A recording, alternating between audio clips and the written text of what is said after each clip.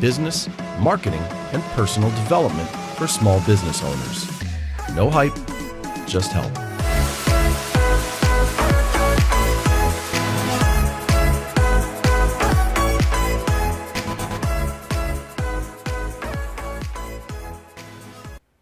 The naked truth, no hype, just help. This is what we do today, bringing you the books that you should be paying attention to. Right, Paul Ramsey? One of my favorite books, the only book that I reread every year. Really? The only one. And I was an English teacher. Oh yeah, that's true. So before we get there, remember this whale, guys. We are striving for engagement, and the more engagement we get from you, the more you're gonna get into our wheel, and the more prizes you're gonna get at the end. So You want to get into our wheel? I don't even know what that's an interesting get into phrase. a wheel right here. You want to get into our wheel? Look who's in our wheel. Elsa is in our wheel. Michael is in our wheel. Rosa is in our wheel. Gabby's in our wheel. Yeah. All right. Yeah. Fair enough. They are in our wheel. In our wheelhouse.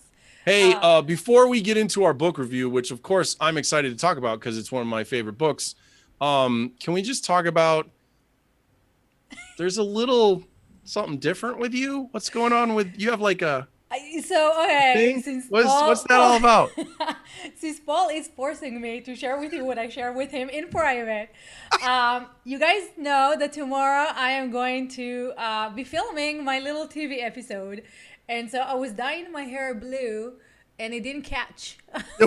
Well, something caught. Looks like it caught on your scalp pretty good. It caught the scalp, but that's it. So tonight I'm gonna have to dye it black so it doesn't look, scalpy. Hopefully this goes away if I dye it black. But if you I'm nothing but questions here. If you kept washing it, would the blue fade out of the scalp and you'd be fine? Yeah, but we're filming tomorrow at 8 a.m. Central. So I don't know if this is going to go away by tomorrow morning. Hopefully it goes away by tonight, but we'll see. I'm sure everything will be just fine. And you know what? The cameras that they're using are big bright lights and bright lights the new Apple, which is amazing to me because you can now with the new Apple with the three cameras, you get the same quality of a DSLR, which is amazing. You get the depth of field, and I'm like. Cool. So we have 3 iPhones that are going to be one, me looking at the camera and talking to someone, and then 2 on the sides to kind of capture the different angles for the editing that I'm not going to see myself on. And I was telling the guys, I was like, this is me before my weight loss transformation. So let's make sure that, once the transformation happens, right, this doesn't look so different. All right. So we're going to have some editing stuff. And Carolina is here. She says, you are the best. Hey, Carolina, it's awesome to see you. And Margaret is here. Maggie Worthington from Florida. The Maggie Worthington from Florida. That's awesome seeing you guys. So here is like, if you actually want to come here and talk about dyeing your hair, not blue. So this is the link. This could turn into a whole other. All of a sudden, we're in a Tuesday Tools, and we're talking about hair dye Oh, come on, let's focus. So the book. Ifat and I want to keep pointing you toward books. Now, this is a book that probably a lot of you, if you're into entrepreneurship and personal development, you've probably already read this book. But if you haven't, you need to read this book. Ifat, you haven't read this book. I have read this book. You have read this book. You're just not a big fan. Yeah, and there were groups about talking about this and stuff like that. Everybody thinks about. So there are different ways. So let's talk about what the book is, and then let's talk about Okay. All right. Stuff. Yeah. So Think and Grow Rich by Napoleon Hill is considered one of those essential, personal mastery texts, entrepreneurial texts. So we'll give you the quick version. Hill went around after the Great Depression and had a project where he went around. It's funny, like this is one of the things I love about Napoleon Hill was he was way ahead of his time. Like now you think about there's all these podcasts and sites like Tim Ferriss, right? Tools of Titans, going around and interviewing the greats, the high achievers, the success people, That's what while you're talking about that, shameless plug, This is exactly what happens on I'm That Geek every other Thursday. Right? So it's so common now. Yeah, it's so common for people to do this stuff. Well, Napoleon Hill did it, you know, all the way back then, and he went around and he interviewed you know, great titans of industry. He interviewed Carnegie and, you know, Rockefeller and all this kind of stuff. And then he took everything that he learned from doing all those interviews and he wrote this book. And what he did was, once, you know, he had all the interviews, he went through the transcripts and he found the common themes and the stories that he liked the best. And he talked about all of these things in this book. And there's one essential thing that runs through this book. And it's funny, like, it drove me crazy. It was almost like a trick. Mm-hmm. It felt like at first, like when the first time I read it, he's like, there's only one thing you really need to know from this book. And once you get it, everything will be different. But then he never just says, here it is. What it is, like, right? Yeah. Right. He goes through and he tells all these things and you're like, well, I think I get it. Maybe I don't. And and that's where I was like, all right, like, what's going on? Like, I'm a smart dude. Like, so I would reread it and I would reread it. And what I found is every time I reread it, it is one of those books for me anyway, where every time I reread it, I got some other kind of a little pearl out of it. Mm-hmm. There was enough things that he talked about that at first you were sort of cognitively overwhelmed and you would miss things, you know? And I was like, but every time I reread it, I was like, oh, and I'd highlight a new thing. And then I'd be like, oh, and so it's just, it's an inspiring book. Some of the stories that get told inspire you. And some of them just are like interesting. And some of them you're like, what? But but it's got enough going on. And it's a great book for helping you shape your mindset about like what kind of life you want to have and what you think you're capable of and what it takes to make things happen. And yeah, so if you're joining us right now, what we're talking about is the book Think and Grow Rich by Napoleon Hill. And if you guys want to discuss the book with us, be thenakedtruth.com/live. What's interesting, something that came out of the book for a lot of people is the concept of a mastermind, right? You have to be, you need to surround yourself with people who think like you that you can mastermind with. And then there are different versions of like what a mastermind is and how to run it. And he has some ways that he's talking about running a mastermind. But he doesn't. That's one of the things that's frustrating about the book is it's a major open loop. Like he references the story of how Carnegie was the guy who's like got huge benefits out of doing these masterminds, right? And then he like doesn't tell you how to do it. He just told you he made millions by doing these masterminds. You're like, but what did he do? Like, what specifically? But there are formats, right? Like there are mastermind formats where you spend the first 5 minutes on this and the next 5 minutes on that, and stuff like that. And it's interesting because I feel like that concept, if you can surround yourself with 5 people, usually above your level, right? So that you can actually rise up. Because if you're the smartest person in the room, you're in the wrong room. So you need to be surrounded by people who think like you and aspire to the same things that you want to achieve. And they say, right, like your income is the average of the 5 people you spend most of the time with. So your life is kind of like the same, right? Because it's the same exact thoughts. So if you want to be in shape and you surround yourself with couch potatoes, then every time you want to go for a run, they'll be like, no, come on, let's watch this movie. You run afterwards and your entire thing doesn't happen. So the first thing is surround yourself with the right people that you want to surround yourself with. And then your thoughts, so there's an argument about the thinking, creating your reality with your thoughts, right? And then there's also don't think negative, right? But we all do, right? And there are challenges, and as you overcome those challenges, then you move to the next level. But it's like, oh my God, I just thought about famine and what's going to happen to me. And now people are starving and you're like, yeah, you're starving, right? Yeah, right. Now we have Corona.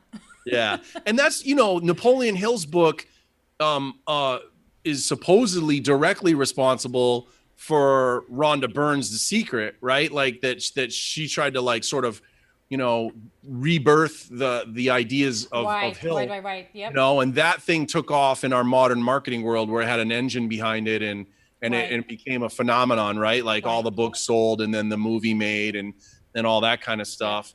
The law, and now law of attraction is such a common term, again, in the personal development world and even the entrepreneurial world.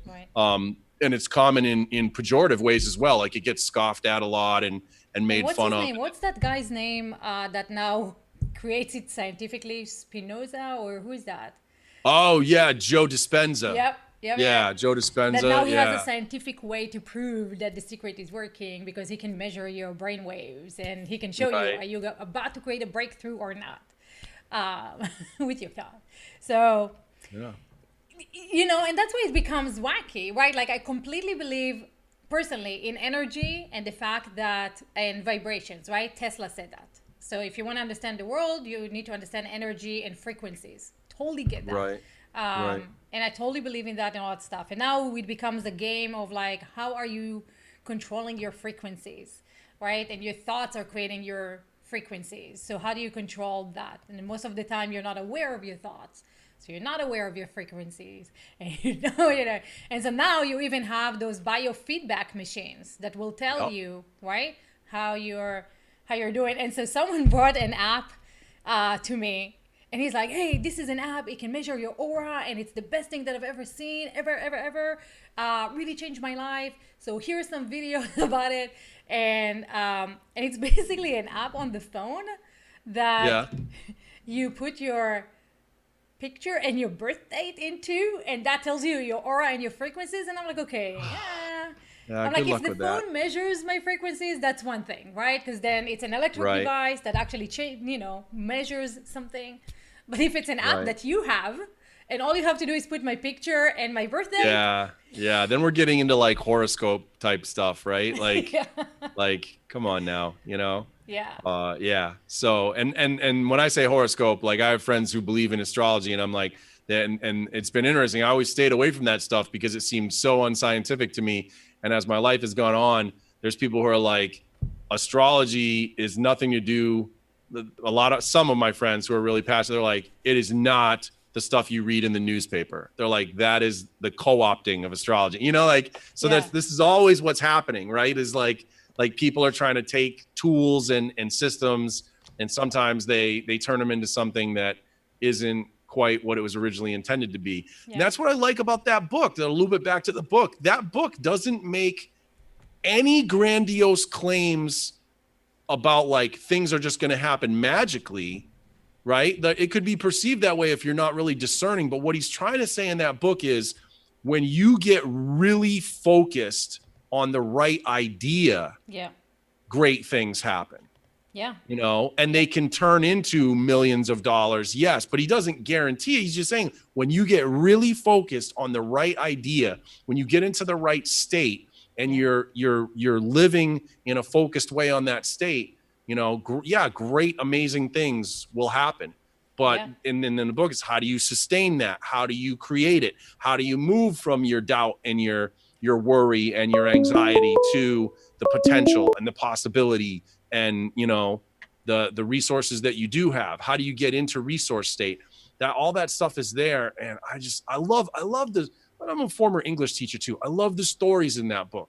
I love the story about the guy who bought the land and was drilling for oil. Oh yeah. Like that story. There's a great story there. Like I love that. I love the story about how Edison hired Brown, and everyone thinks of Edison as, Edison invented the telephone, and then no one ever talked. My whole life, I never knew about Brown's role in the proliferation of the telephone. And then I read that book and I was amazed to read that story. And, there's story after story like that in there that you go, wow, I never heard that. What, Henry Ford in the V6 engine. I love that fact about Henry Ford. It's like, I don't need to know everything, but I have the people that know everything that I can pick up the phone and call. And speaking of people that we know, Eric Orgelli's here watching us. Eric, hop on in. Eric's good people. He says it's all about taking action. Yeah, just thinking about it is not going to make that happen. Yeah. Just sitting there and literally thinking about it and doing nothing else isn't going to get you anywhere. But you got to have the right thoughts to get you started. You got to have those in place first. They've got to really be the right thoughts. It's so important. David Moore is saying, I've been reading and rereading it for over 30 years since a mentor gave me a copy. I never looked back since. And he says, TAGR is more practical than The Secret. I've never heard of TAGR. So Think and Grow Rich.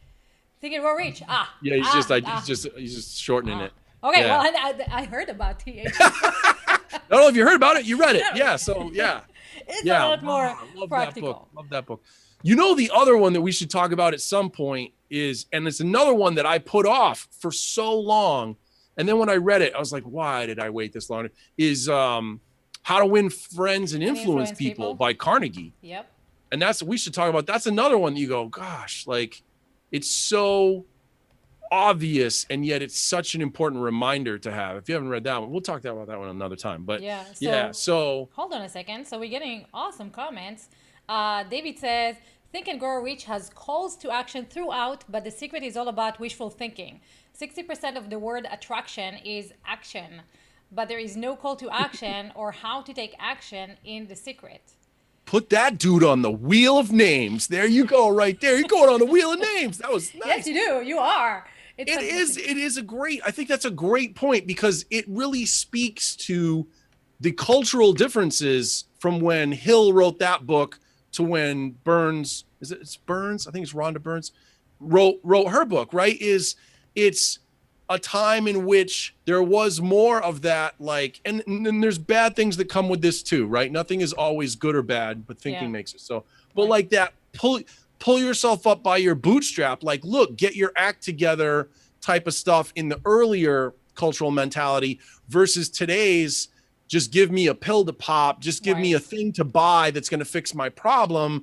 And I think that you can't help but pick up on that a little bit in The Secret stuff is like, there is a little bit more of that messaging of, well, if you just think of it, you know, it's just going to happen. And I'm like, come on, you know, like, come on.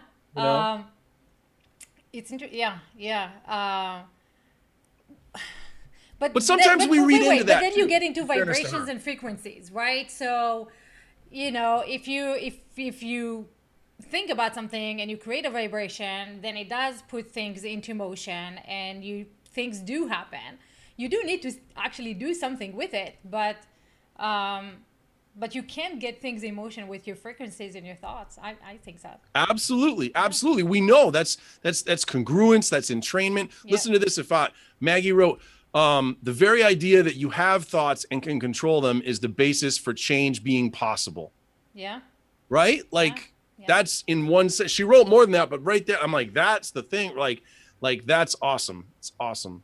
Yeah. When you get it. And she's saying, I thought I was the only one who reads and refers to Think and Grow Rich. Awesome that you also, that you do also. Yes. And she's teaching her kids. You know what? This is the funniest thing, Maggie. I do this with my kid all the time. Every time that he says something and then it happens, I make sure I point it out and show him how amazing of a creator it is.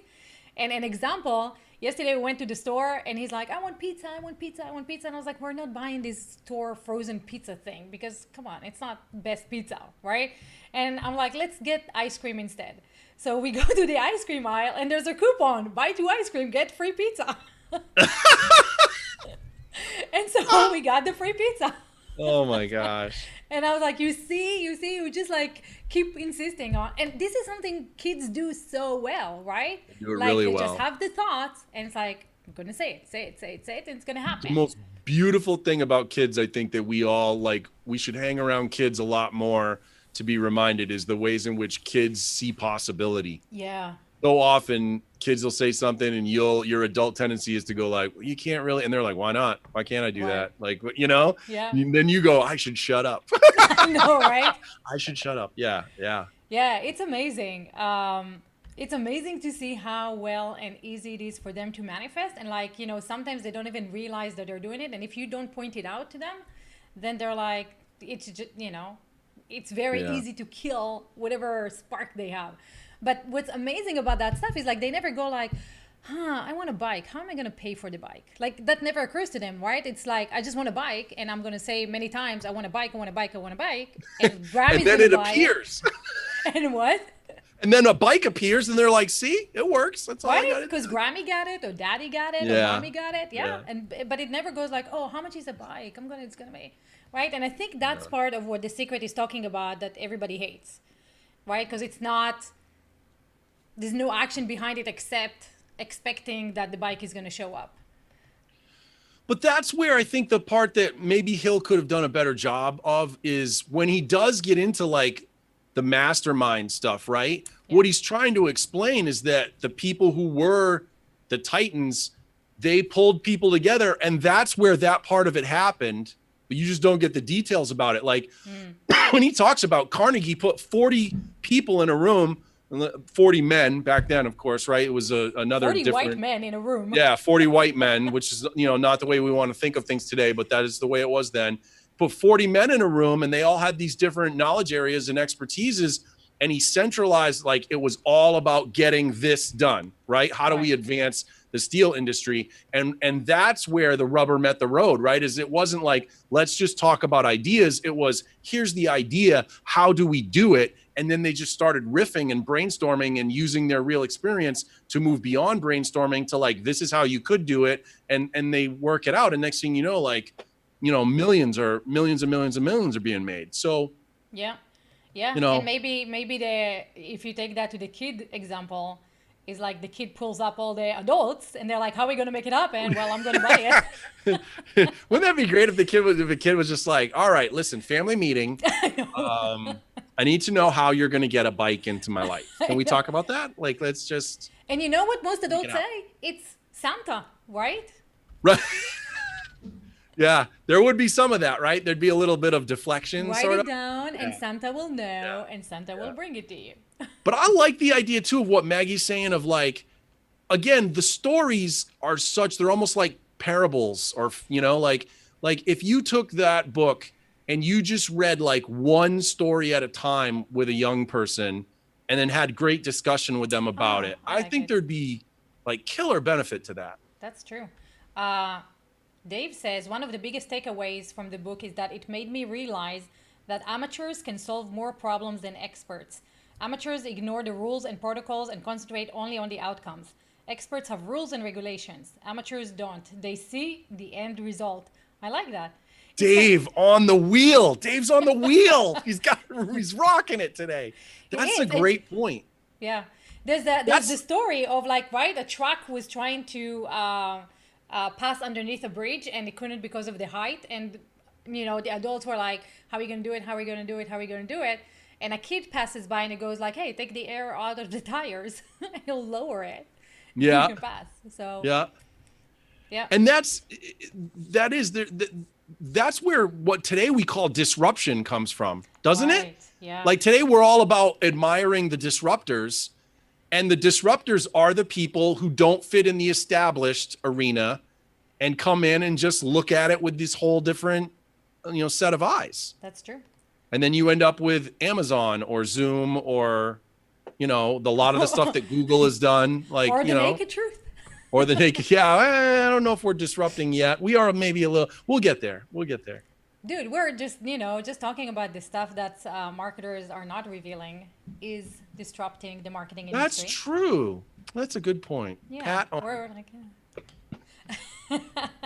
So, can you believe tomorrow, last day of the week? Tomorrow, last day of the week. Got a Friday wrap up. We're going to give something away.